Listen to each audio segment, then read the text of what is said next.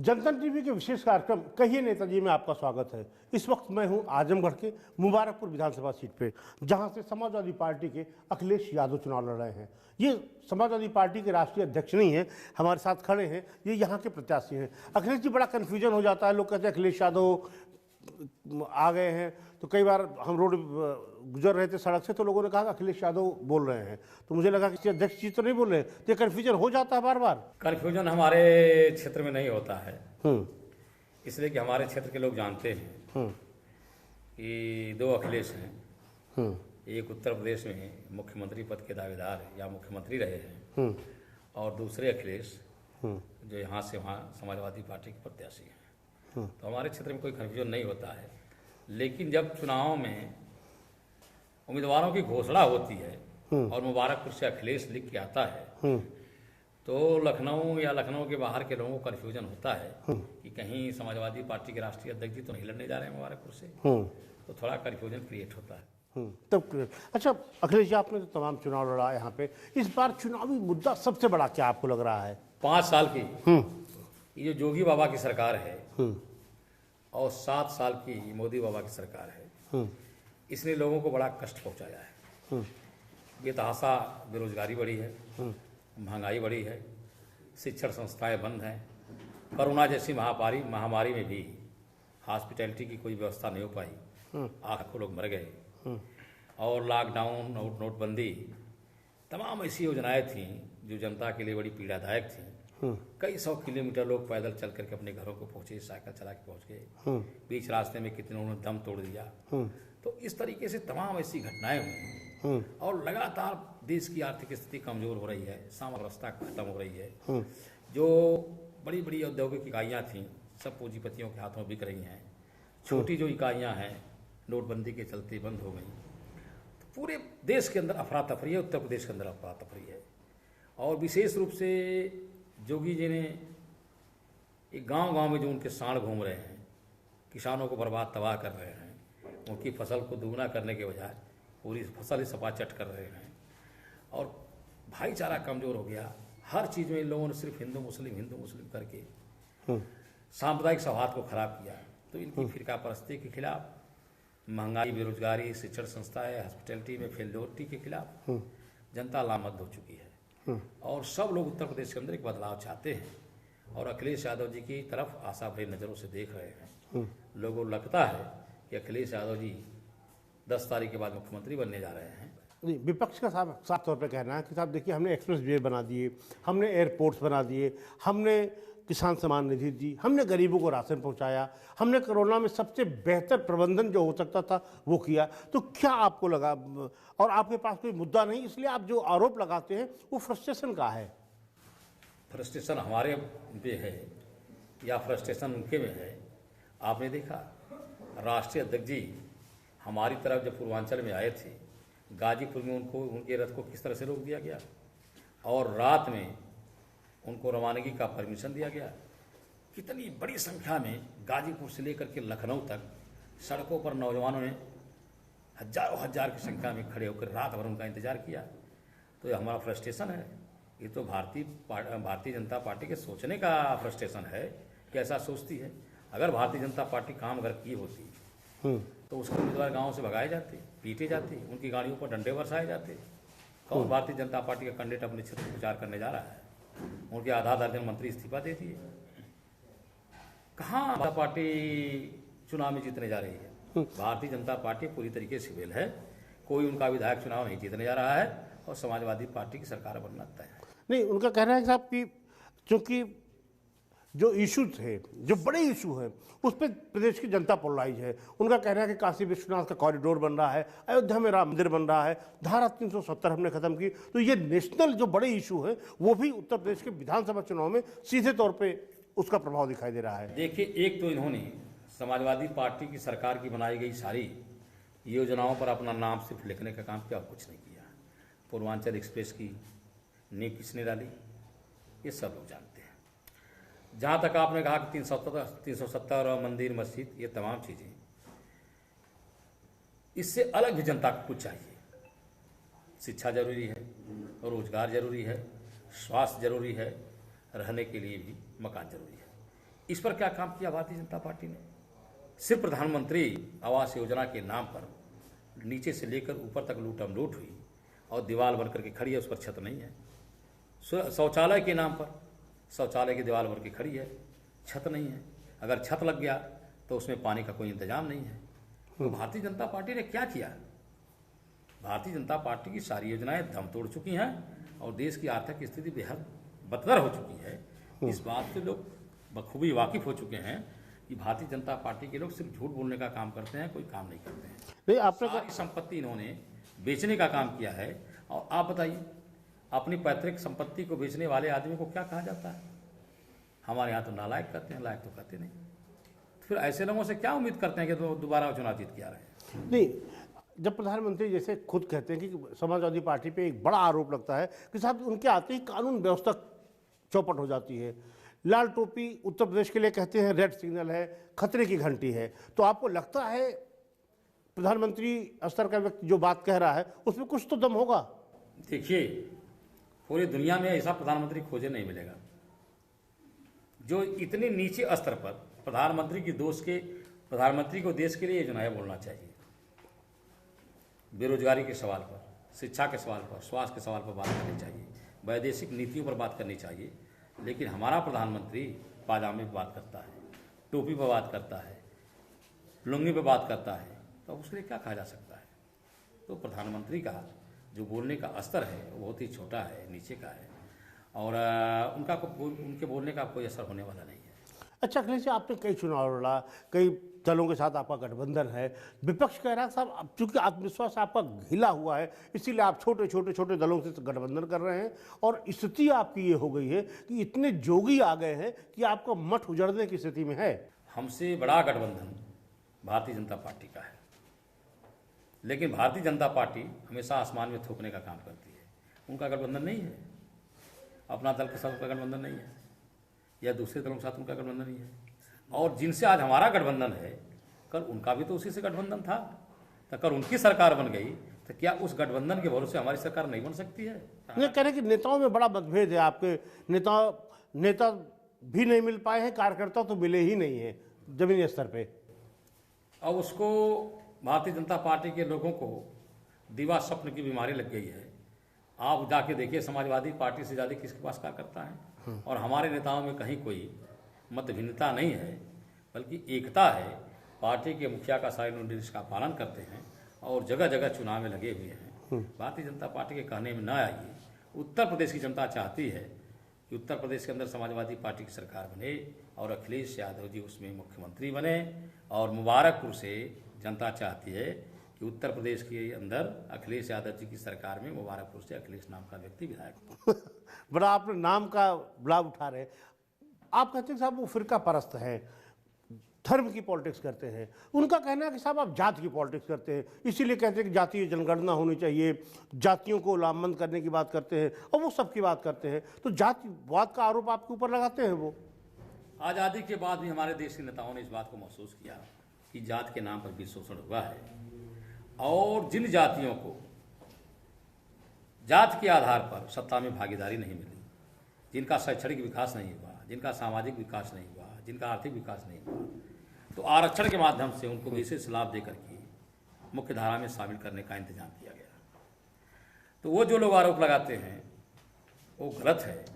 हम जो कह रहे हैं कि सारे समाज का विकास तभी संभव है जब सबके हित सुनिश्चित करने के लिए संवैधानिक कार्रवाई होगी। नहीं तो जाति जनगणना पे इतना जोर क्यों देते हैं? जाति जनगणना पर जोर इसलिए देते हैं कि हमें मालूम तो होना चाहिए कि हमारे देश के अंदर कौन किस जाति के लोग कितना है। 54% आबादी अगर पिछड़ी है तो उस जातियों में कौन कितना है, इसकी जानकारी कैसे होगी? भारतीय जनता पार्टी के झूठ का पर्दाफाश होना चाहिए। और अगर जाति आधार पर ही बंटवारा होना है तो इसमें बुरा क्या है? नहीं, आपको लगता है कि जाति जनगणना हो जाए तो उससे सारी समस्या का समाधान हो जाएगा? अब हम ये नहीं कर सकते उससे सारी समस्या का समाधान होगा, लेकिन अगर जातियां चाहती हैं कि हमको आबादी के हिसाब से हिस्सेदारी मिले तो उसको मिलना चाहिए। इसमें क्या बुरा है? उनको नौकरी में हिस्सेदारी मिलनी चाहिए, उनको सत्ता में हिस्सेदारी मिलनी चाहिए, उनको सेवा क्षेत्र में हिस्सेदारी मिलनी चाहिए। ठीक, इसमें बुरा क्या है? ठीक है। अच्छा अखिलेश जी, पश्चिम में जो इश्यूज थे, जो चुनाव पहले चरण का शुरू हुआ और जो देश में मुद्दे हैं, आपको लगता है कि लोकल लेवल पे जब आप जाते होंगे, लोग अपने कार्यकर्ताओं से मिलते हैं, जनता से मिलते हैं, तो वो विधानसभा के क्षेत्र में लोकल इशू ज़्यादा इफेक्टिव होते हैं या जिस नैरेटिव सेट करके जो बड़ी पार्टियां चुनाव लड़ती हैं, राष्ट्रवाद, सुरक्षा, देश की, इस पे भारतीय जनता पार्टी ने राष्ट्रवाद के नाम पर इतना लाभ लिया है और राष्ट्रवाद को इतना भुनाया है कि अब राष्ट्रवाद कोई मुद्दा नहीं रह गया है। इसलिए कि भारतीय जनता पार्टी वाले किसको राष्ट्र विरोधी घोषित कर देंगे, इसकी कोई गारंटी नहीं है। जो भाजपा का विरोध करेगा वो राष्ट्र विरोधी हो गया और जो दूसरे दल में है वो राष्ट्र विरोधी हो गया। तो ये बात तो ठीक है नहीं। तो अब सब लोग जान गए हैं कि राष्ट्र का जो मुद्दा है वो भारतीय जनता पार्टी को अपने लिए भुनाने का मुद्दा है। अब यह कोई मुद्दा नहीं है। मुद्दा महंगाई है, बेरोजगारी है, शिक्षण संस्थाओं का बंद होना है, दवाओं का इंतजाम नहीं होना है, गांव-गांव में जो आवारा पशु किसानों के फसल को बर्बाद कर रहे हैं उसका मुद्दा है। ये सब मुद्दे हैं। अब राष्ट्रवाद। अच्छा, आपके खिलाफ जो लोग चुनाव लड़ रहे हैं, आपके विधानसभा सीट के गुड्डू जमाली जो चुनाव लड़ रहे हैं, आपको लगता है कि ये एक चैलेंज है आपके लिए या पूरे आपके चुनाव में कि मोटो का डिवीजन हो जाए तो आपके लिए एक टफ टाइम आ जाएगा, कड़ा चैलेंज हो जाएगा आपके लिए? जो इस बार की चुनाव में फिजा बन रही है, जो तस्वीर आ रही है पश्चिम से लेकर के पूरा तक, कहीं मुस्लिम वोटों में बंटवारा नहीं हुआ। और मेरे जैसा आदमी जो डेमोक्रेटिक और सेकुलर है जहन के तौर पर, मिजाजी तौर पर, मैं इन सब चीज़ों में विश्वास नहीं करता। मैं अपने नेता की नीतियों के आधार पर, अखिलेश यादव जी को मुख्यमंत्री जो लोग बनाना चाहते हैं उसके आधार पर काम करता हूं। और मुझे लगता है कि जातीय धर्म के नाम पर मुबारकपुर विधानसभा क्षेत्र में कोई डिवीजन नहीं होने जा रहा है। मुझे सारे लोगों का स्नेह आशीर्वाद प्राप्त हो रहा है और मैं इस बार चुनाव जीतूंगा। अच्छा अखिलेश जी, आपको लगता है कि जब कोई नेता आ जाते हैं, कि दूसरे दलों के बड़े नेता आ जाते हैं, तो वो जिस तरह से पूरे चुनाव को कुछ देर के लिए मोबिलाइज कर जाते हैं लोगों को? हाँ, बिल्कुल करते हैं। हाँ, और असली मुद्दे से लोग भटक के कहीं भावना में बह जाते हैं। देखिए, जनता बड़ी समझदार हो चुकी है, वो सबका हिसाब किताब करती है। आपके बोलने से पहले ही लोग पता लगा लेते हैं कि आपके बोलने का असर क्या है और आप चाहते क्या हैं। असर से पहले चाहत झलक जाती है। समझदार हो गई है जनता। अब किसी इस तरह की बोल भाषा पर वोट नहीं पड़ने वाला है। जो 5 साल तक लोगों ने भारतीय जनता पार्टी की सरकार को झेला है, जो देखा है, अब उसके आधार पर वोट पड़ने जा रहा है। ताबड़तोड़ घोषणा की है, कह रहे हैं कि बिजली free, diesel free, petrol free, सब कुछ फ्री है। तो कितना कैसे कर पाएंगे सारी चीजें इंप्लीमेंट? समाजवादी पार्टी के ऊपर जनता को पूरा भरोसा रहता है। हम मुलायम सिंह यादव जी के लोग हैं जिनके बारे में कहा जाता है कि जो कहते हैं वो करते हैं। विश्वास कीजिए, जो भी घोषणाएं हो रही हैं वो सब की सब पूरी होंगी। कहीं से भी कोई शक करने की आवश्यकता नहीं है। अच्छा, विपक्ष का कहना है साहब, चूंकि साढ़ की समस्या उतनी बड़ी है नहीं, कोई बहुत बड़ी समस्या नहीं है, सरकार ने बड़ा प्रबंधन किया है। चूंकि तीनों कृषि कानून प्रधानमंत्री ने वापस ले लिए, तो किसानों के जो आंदोलन का आप एक गुब्बारा खड़ा करना चाहते थे उसकी हवा निकल गई, तो उसको आप साढ़ों पे अपना निकाल रहे हैं। अगर भारतीय जनता पार्टी के लोग ऐसा समझ रहे हैं तो अच्छी बात है। इसलिए कि किसान कानून तो वापस हो गए, 750 किसान शहीद हो गए, इसका हिसाब कौन देगा? भारतीय जनता पार्टी को तो देना पड़ेगा। और आवारा पशु कोई इशू नहीं है, आपको रास्ते में मिलेंगे। आप देख लीजिए कितने बड़े इशू हैं। कितने लोगों ने साड़ों से लड़ करके किसी की बाइक उलट दिया, 4 चक्का गाड़ी के सामने आ गए, कितने लोग मर गए, इसका कोई हिसाब किताब जोगी ने किया। और हमारे राष्ट्रीय अध्यक्ष जी ने कहा कि अगर आवारा पशु से कोई लड़के मरता है तो हम उसके परिवार को 5 लाख रुपए का बीमा देने का काम करेंगे। तो किसके साथ लोग जाएंगे? अच्छा, आपको लगता है ये छोटे छोटे इशू इस बार इतना लोगों के जहन में हैं? जी, प्रभावशाली होंगे, इसमें कोई दो राय नहीं है। तो ये भी प्रभाव होगा कि जो राशन दे रहे हैं मुफ्त में, जो किसान सम्मान निधि मिल रही है, उसका भी तो लोग सम्मान करेंगे। किसान सम्मान निधि और उनके राशन का जितना लाभ मिलना था भारतीय जनता पार्टी को मिल चुका है। ये बड़ा इशू है। और एक बात सुन लीजिए, अब देश जहाँ पर खड़ा है, राशन पर कोई राजनीति नहीं होगी। पहले होता था कि राशन दो तब भाषण दो, अब ये सब चीज़ें खत्म हो गई है। नया ज़माना है, नई सोच है। लोग चाहते हैं कि हम इंजीनियर बने, हम डॉक्टर बने, हम मास्टर बने और अच्छी नौकरियों में जाएं ताकि हम एक बेहतर ज़िंदगी बना सकें। अब राशन भाषण वाला काम खत्म हो गया है। और किसान सम्मान निधि 55,000 महिलाओं को समाजवादी पेंशन दी गई थी। तो कितना बजट उन्होंने दिया है? वो कह रहे हैं साहब बिजली देते नहीं, जिन्हें 300 यूनिट फ्री कर दे चाहे 800 यूनिट फ्री कर दे, उनके लिए क्या फर्क पड़ता है। बिल्कुल सही कहते हैं। ऐसी ही उनकी समझ बनी रहनी चाहिए कि हम बिजली नहीं देते हैं। बिजली के क्षेत्र में जोगी जी ने कोई काम किया है क्या? कोई एक नई यूनिट लगाई है तो बता दीजिए हमसे। उत्तर प्रदेश के इतिहास में जोगी जी इतना घमंडी अहंकारी कोई व्यक्ति अब तक मुख्यमंत्री नहीं बना। क्या समझते हैं? उनके सरकार के आधा दर्जन मंत्री दल क्यों छोड़ के भाग गए? वो तो तोड़ लिया आप लोग, वो तो आप लोग उनको प्रलोभन देकर तोड़ लाए। नहीं लेता हम, हमारे पास वो कह रहे हैं साहब इनको हम टिकट दे नहीं रहे थे, इनके बेटों को टिकट नहीं दे रहे थे, इनको पार्टी में हाशिए पर रख दिए थे, जिनको हमने निकाला आप उनको ला करके मुकुट की तरह बैठा लिए। नहीं, जोगी बाबा झूठ बोलते हैं, झूठ बोलने में माहिर हैं। कोई उन्होंने किसी को नहीं निकाला। अगर वो निकालते तो केशव प्रसाद मौर्य क्यों बयान देते कि स्वामी प्रसाद मौर्य हमारे भाई हैं, भाग गए हैं, जल्दी से चले आओ? क्या करने की जरूरत थी? वो तो मानवता के आधार पर नहीं, मानवता के आधार पर नहीं, चिंता के आधार पर उनको चिंता सताई जा रही है कि सारे के सारे लोग साथ छोड़ करके चले गए हैं और यही सरकार बनाने वाले थे और सरकार बनाने वाले अब हमारे साथ खड़े हो गए हैं। तो उत्तर प्रदेश में समाजवादी पार्टी। अच्छा अखिलेश जी, आपको दिक्कत नहीं होती, परेशानी नहीं होती कि उन्हीं नेताओं के खिलाफ, उन्हीं मंत्रियों के खिलाफ 5 साल आप नारेबाजी करते हैं, प्रदर्शन करते हैं, सड़कों पे आंदोलन करते हैं, फिर आपके राष्ट्रीय नेता उनको ले लेते हैं, टिकट भी देते हैं, कहते हैं अब इनके जिंदाबाद के नारे मेरे लगाओ। ख्याल से जो बातें आप कह रहे हैं, भार दल की नीति के अनुसार बदल जाता है। वही जो लोग समाजवादी पार्टी में रहते हैं तो सेकुलर और लोकतांत्रिक भाषा का इस्तेमाल करते हैं, ये हमारे नेता का प्रभाव है, ये विचारों का प्रभाव है। और जब हमसे अलग होते हैं तो दूसरी भाषा बोलते हैं। तो हमें से ऐसे नेताओं से न कोई शंका है, न कोई डर है।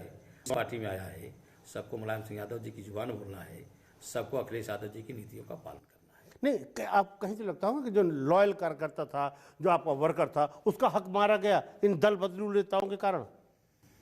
राजनीति में ये सब चलता है।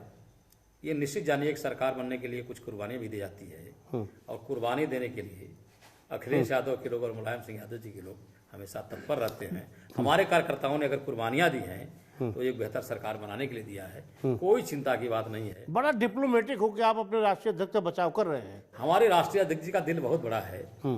थोड़ा बहुत जिनको तकलीफें हुई हैं, ये सारे के सारे लोग सरकार बनेगी तो संतुष्ट हो जाएंगे। हम इस बात से अपने को फुल्ली कॉन्फिडेंट हैं। आपको लगता है कि सरकार के बाद सबका समायोजन हो जाएगा? जी जी। कहाँ इतने लोगों का समायोजन कर लेंगे सर? समायोजन का क्या मतलब समझते हैं? समायोजन का मतलब यही है कि हमारी सरकार बनेगी तो हमारा कार्यकर्ता उत्साह से लवरेज रहेगा, उसका नाम और रुतबा रहेगा, छोटे मोटे पद भी मिल सकते हैं। तो तमाम ऐसी चीजें हैं जहां हमारा कार्यकर्ता संतुष्ट हो जाएगा। अच्छा अखिलेश जी, जिस तरह चुनाव में धन का बड़ा प्रयोग हो रहा है, धन बल का प्रयोग हो रहा है, भारतीय जनता पार्टी के 1 दर्जन से ज़्यादा मंत्री हेलीकॉप्टर से चुनाव प्रचार कर रहे हैं, अपना बातें कह रहे हैं, ये चुनाव में फर्क पड़ता है? आप पिछड़ जाते हैं इसमें कहीं? अब मैं तो पिछड़ा हूँ, मैं तो उसी से पिछड़ गया। लेकिन देखिए एक ही फंडा बार बार नहीं चलता है। भारतीय जनता पार्टी का जो फंडा ये था अब वो खत्म हो चुका है। उनका हेलीकॉप्टर आकाश में घूमता है, नीचे देखता है जनता नदारत है तो हेलीकॉप्टर फिर दूसरी दिशा में उड़ के चला जाता है। हालत बहुत खराब है। अब न उनका रुपया पैसा काम आने वाला है, न उनका हेलीकॉप्टर काम आने वाला है, न उनके मंत्री और संतरी कहीं काम आने वाले हैं। बड़ा खुश होकर आप बोल रहे हैं, बड़ा कहाँ से ये कॉन्फिडेंस मिल रहा है आपको? अभी तो चुनाव बाकी है आपका। बिल्कुल मेरा चुनाव बाकी है और मैं चुनाव के लिए परिश्रम कर रहा हूँ। मैं अपनी जनता में जाकर के रोज उनके प्रणाम करता हूँ, आशीर्वाद लेता हूँ। लेकिन बात यहाँ पॉलिसी पर हो रही है, नीतियों पर हो रही है, तो मुझे पूरा विश्वास है कि मेरे नेता मुख्यमंत्री बनने जा रहे हैं, इसलिए मेरा उत्साह बढ़ा है। अच्छा, भारतीय जनता पार्टी के लोग इस बात का भी जिक्र कर रहे हैं कि साहब यूक्रेन में, दुनिया में जो संकट है, अगर मजबूत राष्ट्राध्यक्ष नहीं होगा, मजबूत प्रधानमंत्री नहीं होगा तो देश संकट में आ जाएगा। और इस बात का भी कहते हैं कि साहब सपा के आते ही हिंदुत्व भी खतरे में पड़ जाएगा। भारतीय जनता पार्टी के लोग क्या प्रचार करते हैं, अब इसका असर कहीं पड़ने वाला नहीं है। जितना मजबूत प्रधानमंत्री आपके हैं उतना दुनिया ने देख लिया है। सिर्फ टीवी चैनल के माध्यम से, अखबारों के माध्यम से भारतीय जनता पार्टी वाले प्रचार करते हैं कि हम बहुत मजबूत हमारे प्रधानमंत्री हैं। किसी भी पॉलिसी पर आपके प्रधानमंत्री पास तो हुए नहीं, हर जगह फेल्योर हुए। वो तो कह रहे हर जगह पास हुई है। मैं तो कह रहा हूँ कि कई कोरोना में जितना बेहतर प्रबंधन हो सकता था हमने दिया, जितने दुनिया के बड़े बड़े समृद्ध देशों की इकोनॉमी जितनी डाउन गई हम उसको रोक दिया। देश का दुर्भाग्य है, लाखों लोग ऑक्सीजन के अभाव मर गए। हमारे देश का स्वास्थ्य मंत्री कहता है कि ऑक्सीजन से एक भी मौत नहीं हुई है, और वह सड़क पर नहीं कहता है, सदन में कहता है। इतनी गंभीर बातें जनता को अच्छी नहीं लगी कि लाखों लोग मर गए और आपने कहा कि कोई ऑक्सीजन के अभाव नहीं मरा। यही तो कह रहे हैं कि साहब अभी सरकार बनी नहीं, चुनाव हुआ नहीं, और समाजवादी पार्टी के लोग बड़े अहंकार में बोलने लगे हैं, सड़कों पे आ गए हैं अभी से वो। कहीं आपको अहंकार दिखाई देता है क्या? हमारे जैसे आदमी से बात करते हैं आप, कोई अहंकार दिखाई देता है? हम जनता की बात। लोग कहते हैं, आपको विपक्षी कहते हैं ना कि साहब वो बड़ा चेहरा भेष बदल के रखते हैं अपना, मुंह पे बड़ा मीठा बोलेंगे, और जिससे मीठा बोले जान लो उसका गर्दन काट दिए अखिलेश जी। किसको कहते हैं? राष्ट्रीय अध्यक्ष जी को कि हमें? नहीं, आपके लिए कहते हैं कि बहुत मीठा बोलते हैं, बहुत मधुर रहेंगे, लेकिन जिसको ज़्यादा गले लगाए जान लो उसका गला कट चुका है। 15 साल में कोई ऐसी नज़र किसी को कहने को नहीं मिलती। मेरा 15 साल का राजनीतिक, 20 साल का राजनीतिक जीवन है। किसी आदमी को मैंने अपने जुबान से न गाली दिया, न किसी की निंदा की, न किसी की शिकायत। दूसरे दल के नेता जो आपके खिलाफ चुनाव लड़ रहे हैं वो कह रहे हैं कि अखिलेश यादव जी ने उनको धोखा दे दिया, टिकट का वायदा किया था, टिकट दिया नहीं, और अंतिम समय में उन्हें धोखा दिया, इसलिए चुनाव लड़ना पड़ा उन्हें। चुनाव इसलिए लड़ना पड़ा उन्हें कि वो चुनाव लड़ते आए हैं और अपने अहंकार को रोक नहीं पा रहे। कहीं से भी न तो समाजवादी पार्टी को मेंबर बने थे, न समाजवादी पार्टी उन्होंने ज्वाइन की थी, न तो समाजवादी पार्टी में उन्होंने टिकट के लिए आवेदन किया था, तो फिर उन्हें टिकट कैसे मिलता? आप बड़े पत्रकार हैं, छोटा सा भी कोई आदमी पार्टी ज्वाइन करता है तो प्रेस के माध्यम से उसकी सूचना लोगों को दी जाती है। आपको सूचना दी गई थी कि उन्होंने हमारी पार्टी ज्वाइन किया है? नहीं, उन्होंने एक फोटो ट्वीट किया था। हाँ, मेरे ख्याल से नहीं दी गई थी। तो फिर इसको क्यों मानते हैं आप? अच्छा अखिलेश जी, एक आखिरी सवाल है, इस चुनाव में आपको सबसे बड़ा चैलेंज क्या लग रहा है? आपकी पार्टी कहती साहब चुनाव आयोग उतना निष्पक्ष नहीं है, हमें शिकायतें करनी पड़ती है, तो आपके सामने सबसे बड़ा चैलेंज क्या लग रहा है इस चुनाव में? भारतीय जनता पार्टी जो चुनाव लड़ रही है उसका दल तो लड़ ही रहा है, साथ ही साथ पूरे प्रशासन का प्रशासनिक अमला भी उनकी मदद कर रहा है। तो हमारे सामने एक चैलेंज है, लेकिन हमारे समाजवादी पार्टी के पास कार्यकर्ताओं की एक बड़ी फौज है और बड़े अनुभवी लोग हैं चुनाव के। हमें पूरा विश्वास है कि अपनी कार्यकर्ताओं के बल पर हम चुनाव जीतेंगे। बहुत बहुत धन्यवाद जनतन टीवी से बात करने के लिए। ये थे अखिलेश यादव जी, जो मीठे और आमतौर पर मधुर भाषा के लिए जाने जाते हैं, राजनीति में चुनाव लड़ रहे हैं, लेकिन विपक्ष यही कहता है कि सीधे साधे दिखते जरूर हैं, लेकिन ये चुनाव में बड़ों बड़ों को मात देने की ताकत रखते हैं। कैमरामैन सेरा सिंह के साथ अखिलेश मिश्र, जनतन टीवी, मुबारकपुर, आजमगढ़। खबरों के निष्पक्ष विश्लेषण के लिए सब्सक्राइब करें Janatantra TV and press the bell icon. Never miss any update.